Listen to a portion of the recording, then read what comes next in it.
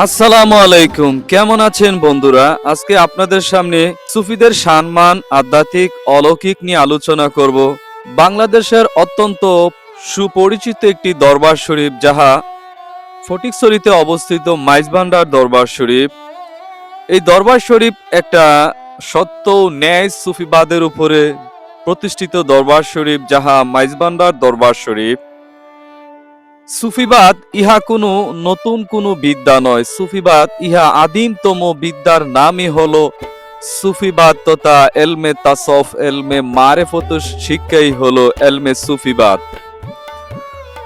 পৃথিবীর আদিকাল থেকে সুফি সাধক আউলিয়া ইকরামগণ যুগে যুগে এই পৃথিবীতে আগমন করেছেন। ইহা যেমন চরম সত্য, বাংলাদেশে সুফিবাদ তথা তাসাউফ এলমে মারেফত ইহা কোনো নতুন কোনো বিদ্যা নয়, ইহা পুরাতন বিদ্যা।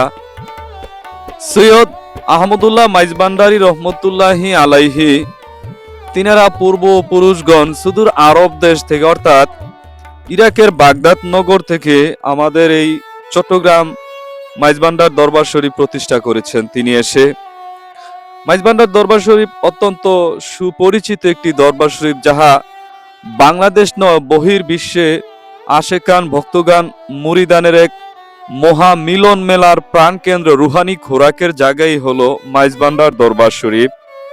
এই দরবার শরীফ যেখানে গান বাজনা, সামা, জিকির, আজকার, মোরাকাবা, মোশাহাদা ভক্তগান রুহের খোরাক হিসাবে পালন করে থাকেন মাইজভান্ডার দরবার শরীফে। এই দরবার শরীফের প্রতিষ্ঠাতা ছিলেন সৈয়দ আহমদুল্লাহ মাইজভান্ডারী রহমতুল্লাহ আলাইহি। তার প্রতিষ্ঠিত মতবাদ ছিল সুফিবাদ তথা এলমে মারেফত, এলমে তাসাউফ। এই দরবার শরীফের পরবর্তী জেনারেশনদের জন্য সঠিক পথ এবং দিক নির্দেশনা দেওয়ার জন্য, মারেফত তাসাউফের জ্ঞান আলোকময় সত্তা প্রদান করার জন্য তিনি তার আপন বাতিজা সৈয়দ গোলামুর রহমান মাইজভান্ডারী রহমতুল্লাহি আলাইহিকে তিনি দায়িত্ব দিচ্ছেন, অর্থাৎ তার রুহানিয়াত, আধ্যাত্মিক, অলৌকিক তার ভিতরে আল্লাহর পক্ষ থেকে উনি ঐশ্বরিক ক্ষমতা লাভ করেছিলেন।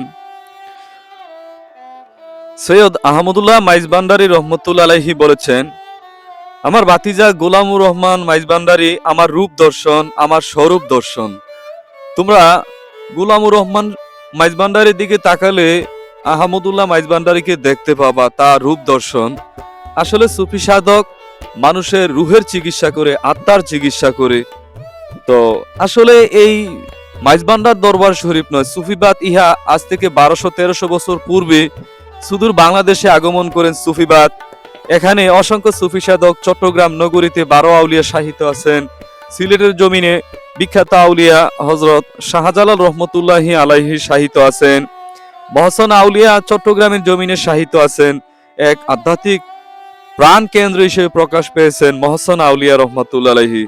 এবং সিলেটের জমিনে হযরত নাসির উদ্দিন সিপাহসালা রহমতুল্লাহ আলাইহি আগমন করেছেন ইসলাম প্রতিষ্ঠা করার জন্য আল্লাহর পক্ষ থেকে। প্লিজ আমার চ্যানেলটা সাবস্ক্রাইব করবেন।